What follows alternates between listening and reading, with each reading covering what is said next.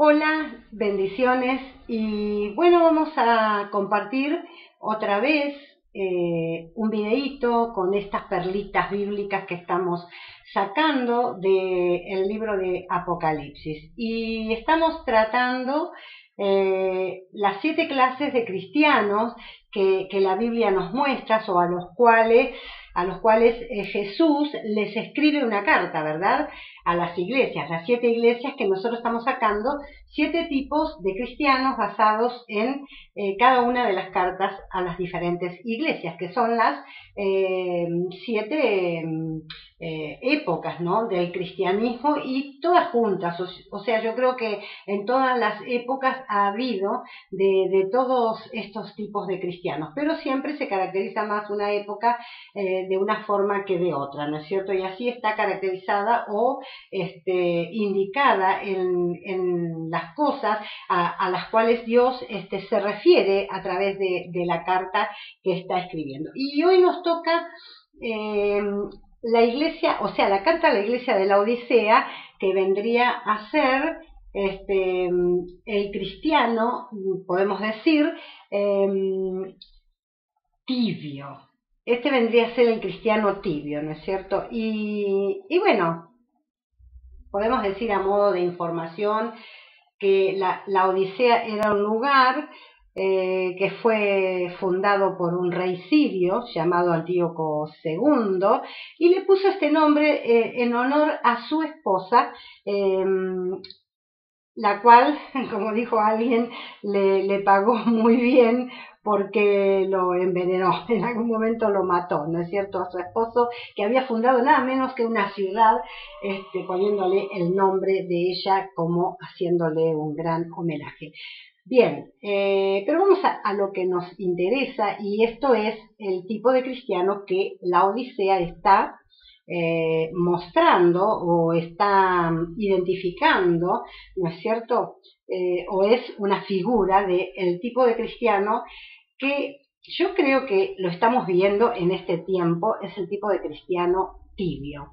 Este es un tiempo de gran apostasía en la Iglesia de Jesucristo. Es un tiempo donde la gente se ha vuelto atrás de sus creencias, de la verdadera fe, de lo que un día creyó, de lo que un día predicó, de lo que un día vivió, por ciertas cosas o circunstancias o qué sé yo, por tantas cosas, ¿no es cierto? Las personas se han entibiado, digamos, se han corrido del fuego. Una comida se entibia cuando nosotros la sacamos del fuego, ¿no es cierto? Está cocinando, se está hirviendo, decimos, no está todavía para servir, la quitamos del fuego y se empieza a entibiar. Y bueno, así el cristiano se empieza a entibiar cuando se sale del fuego del Espíritu Santo, y cuando ese altar de Dios que hay en nuestros corazones comienza a no tener combustible para quemar, ¿no es cierto?, porque nosotros, como autosuficientes o apóstatas que nos volvemos de nuestra fe y de lo que nos han enseñado, comenzamos a andar un camino diferente, un camino light, un camino que, bueno, es más fácil, y nos volvemos tibios. Y el Señor nos tiene que venir a decir estas cosas que le dijo a la iglesia de la Odisea. Yo quiero compartir entonces brevemente con todos ustedes algo al respecto, ¿no es cierto?, de este tipo de cristiano tibio.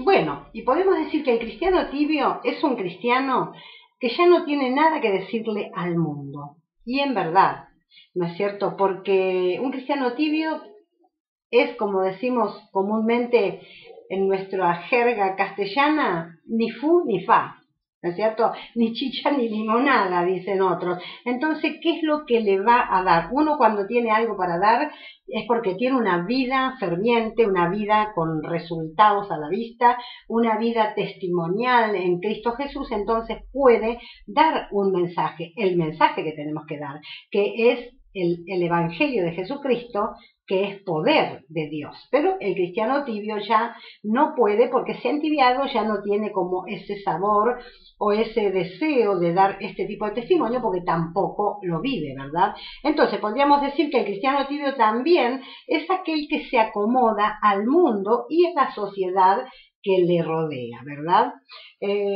También digo todas estas cosas para que nos vayamos ubicando en lo que es realmente una persona que ha dejado ese fervor, que ha pasado por todos los estadios de todas las iglesias que hemos estado viendo, todos los tipos de cristianos, y ha caído en esto que es lo que se ve hoy, en esta época que estamos viviendo, que en definitiva es la última época.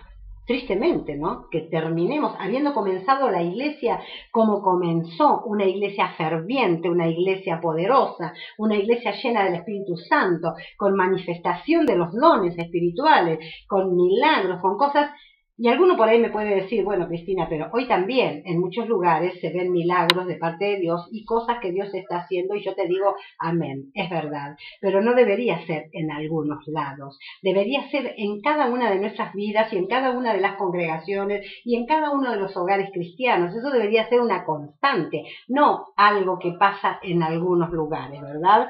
Bueno, entonces, seguimos diciendo que el cristiano tibio es el cristiano que interpreta la palabra de Dios con una teología liberal, ¿no? Eso ya lo hemos dicho varias veces, ¿no es cierto?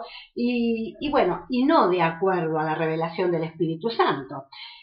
También el cristiano tibio, y esto es lo que yo creo que más caracteriza al cristiano tibio, es el cristiano prosperado económicamente.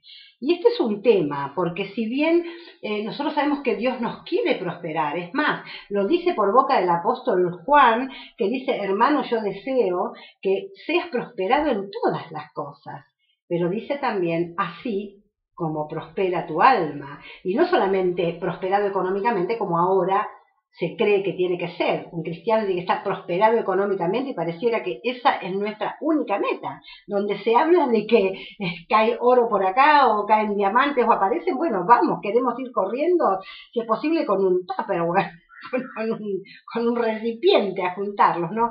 Nos llama la atención esas cosas, ya no nos llama la atención, hermanos queridos, en este tiempo, una vida cambiada, una familia restaurada. No nos está llamando eso la atención, y eso nos va mostrando la época que estamos viviendo.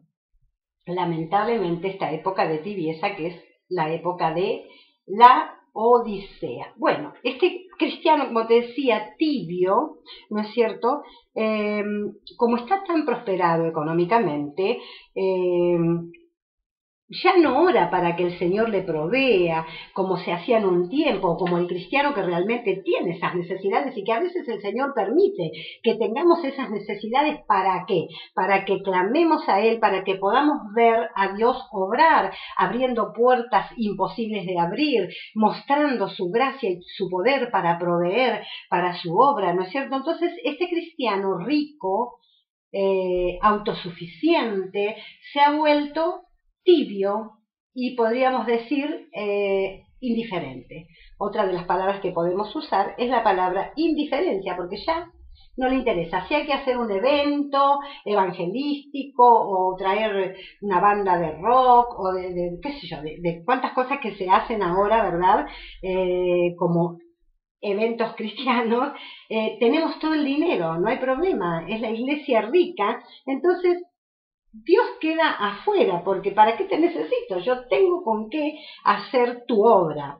Qué triste, ¿no es cierto? Entonces decimos que el cristiano tibio tiene otra característica, y es que no tiene fuerzas para apartarse del mal.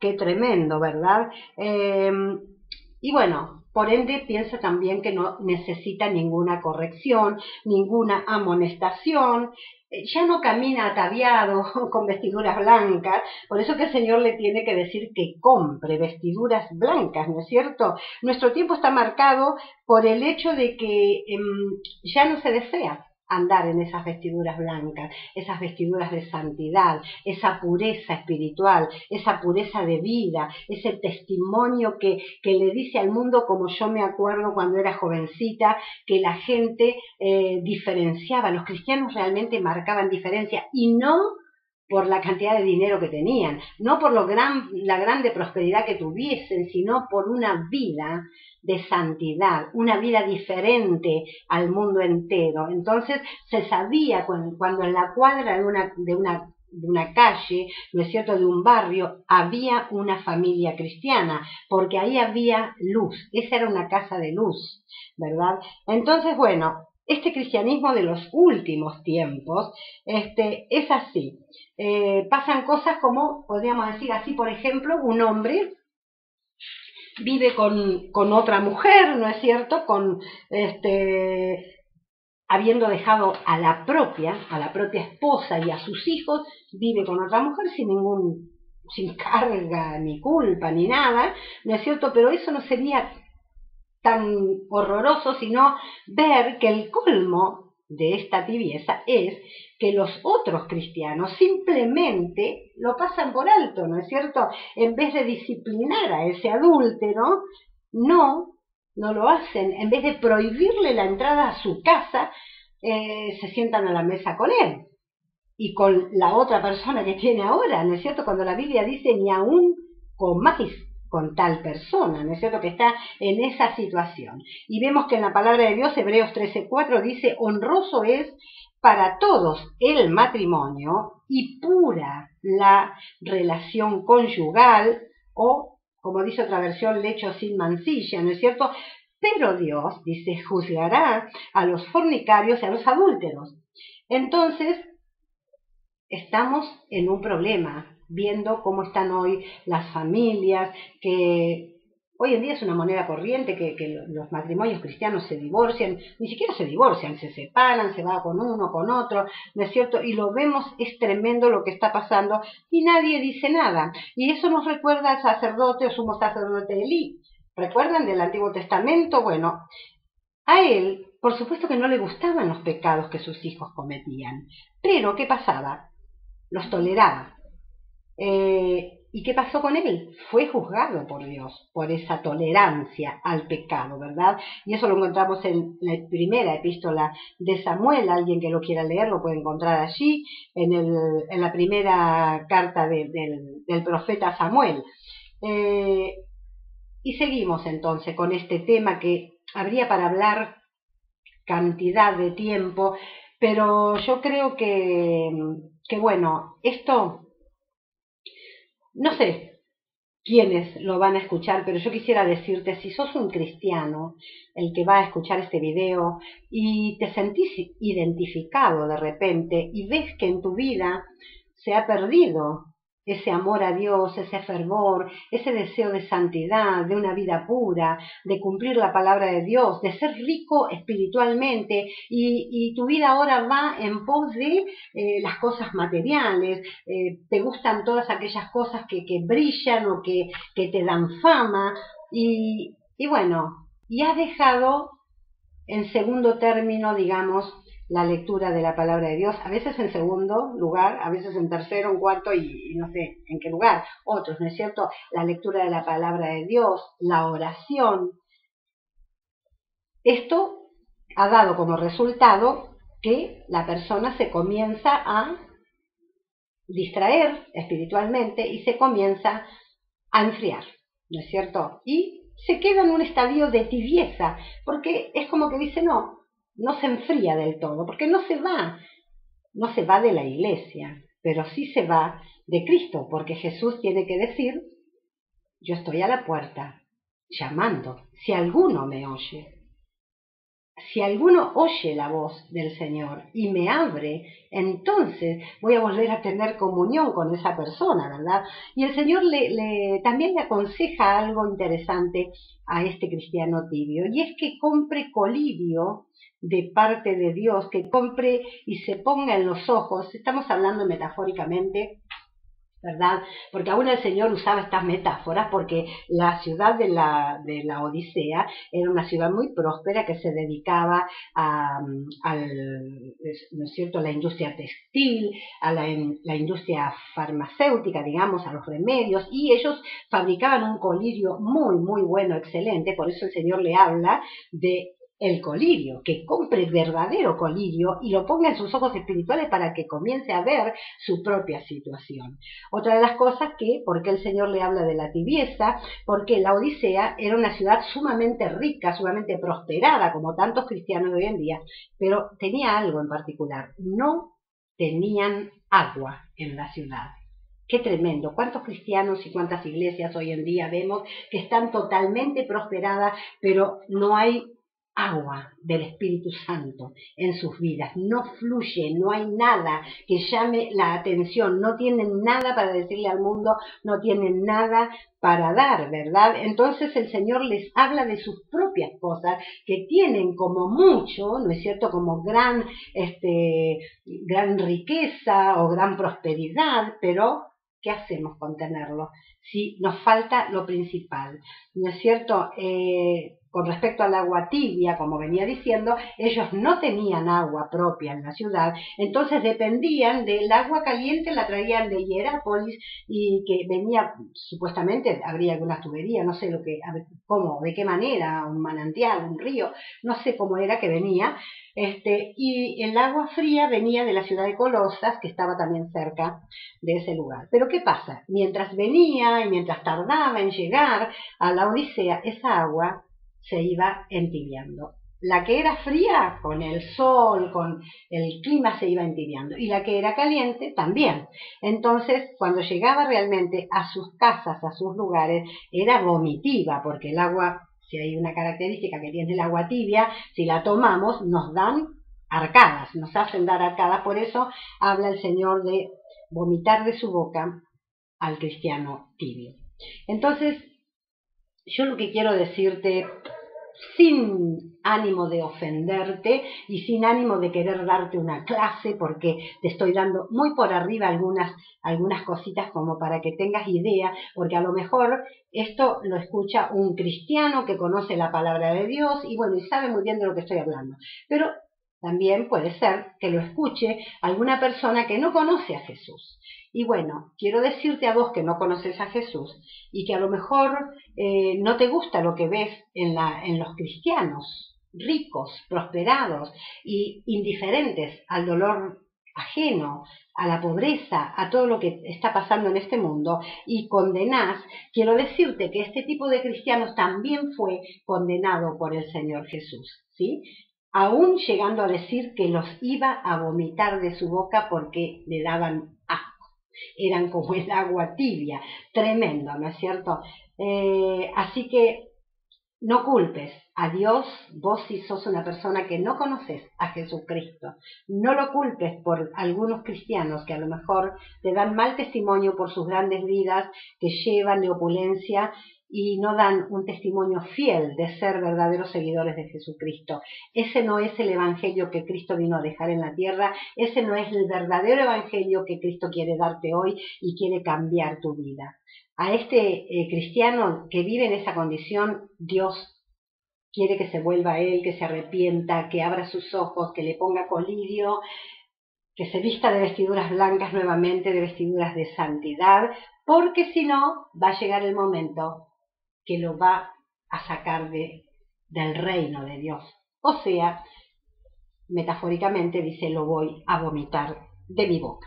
Bueno, quiero decir, para terminar, ¿qué cosas condena Cristo en estas 7 cartas que ha escrito y que hemos estado compartiendo? Bueno, una de las cosas, y casi principales diríamos, es que se le reste valor a la devoción personal con Jesucristo, a la devoción íntima con el Espíritu Santo, a la comunión con Dios. Si nosotros le restamos valor y, como dije antes, dejamos la lectura y el estudio de la palabra de Dios en segundo o tercer lugar y la oración también, Dios esto lo condena, esto no lo quiere, está tratando de hacernos volver en nosotros, ¿verdad? También otra de las cosas que Dios condena es que nos apartemos de la fe bíblica, que apostatemos, en otras palabras, ¿no es cierto? Aquellos que se han vuelto atrás de lo que un día les fue enseñado y predicado, de lo que un día creyeron, de lo que un día vivieron, y que toleremos a cristianos inmorales dentro de las congregaciones y bueno, y a los tibios, por ende, aquellos indiferentes que no les interesa, ni les va ni les viene lo que piense Dios, lo que piense Cristo o el Espíritu Santo. Pero también hay cosas que Dios alaba. ¿Y qué cosas alaba el Señor? Bueno, alaban a aquellos que no toleran a los malos, qué bueno, ¿verdad? Que ponen a prueba la vida y doctrina de los dirigentes cristianos. Algunos dicen, no hay que decir nada, no hay que fijarse, cada cual hace, Dios dirá, Dios se va a arreglar. Sí, no, eso es verdad que Dios se va a arreglar con cada uno, pero hay que poner a prueba si aquellas personas o dirigentes o líderes cristianos que nos están enseñando, nos están mentoreando, nos están discipulando, nos están pastoreando, realmente son personas dignas de que nosotros los imitemos. Por ejemplo, en la primera carta que escribe el Señor a los Efesios, a la carta a la iglesia de Éfeso, les dice que ellos han probado a los que dicen ser apóstoles y no lo son, y los han hallado mentirosos. Entonces, el Señor alaba eso, dice, yo conozco tus obras, yo conozco que has hecho esto bien. No te has dejado engatusar o engañar o has comido cualquier comida espiritual, ¿verdad? Y eso es lo que quiere Dios que hagamos. Yo lo que quiero que nos quede en claro en esto, mis queridos amigos y hermanos que están escuchando este video, que con la era eclesiástica de la Odisea se termina la dispensación de la gracia. Esto llega a su fin. Ahora digo yo, qué triste, ¿verdad? Es que termine en esta condición. En una condición de tibieza espiritual, de indiferencia a Dios y a sus cosas, a su poder, cuando realmente empezó con tanto fervor la iglesia primitiva, ¿no es cierto? Y el testimonio de los primeros cristianos era un testimonio poderoso, vivo del Señor. Ahora sí para terminar, ¿puede un cristiano tibio revertir esta situación? Sí. Amén. Por supuesto que sí puede. ¿Y qué tiene que hacer? Tiene que volver a poner a Jesucristo en el primer lugar de su vida, dar nuevamente prioridad a Dios. Eso es lo que tiene que hacer. Y es fácil, porque si vos agudizás un poquito tu oído, Él te dice, yo estoy a la puerta de tu corazón, llamándote. Quizás hace mucho que estoy llamando y no me estás escuchando, pero si querés escuchar y obedecer a lo que te voy a decir, voy a entrar a tu vida nuevamente. Quiero tomar ese lugar que en algún momento se me quitó, que era el lugar que yo tenía que tener, que Jesús tenía que tener, ¿no es cierto? Y miren qué promesa maravillosa, porque en todas las 7 cartas de Cristo a las iglesias les ha dado unas promesas maravillosas, ¿no? Y en esta carta especialmente hay una promesa, hermanos, tan grande y maravillosa. Dice, al que venciere, le daré que se siente conmigo en mi trono, así como yo he vencido y me he sentado con mi Padre en el trono. Fíjense que esta es la única carta, la última, ¿no? Porque cuando vencemos tenemos que venir venciendo todo lo demás, ¿eh? Vencer, no ser un cristiano que deja el primer amor, no ser un cristiano tolerante con el pecado. Entonces el Señor dice, lo sentaré conmigo en mi trono. Esa es una promesa para la esposa de Jesucristo. La única que se puede sentar en el trono con Jesús es la esposa. Así que, ¿será que vos sos la esposa de Jesucristo? Él te está diciendo, te vas a sentar conmigo en mi trono. Si acaso podés dejar esta tibieza de corazón y podés volverte a mí y darme el lugar que a mí me corresponde. Dios te bendiga y nos volvemos a encontrar en el próximo video.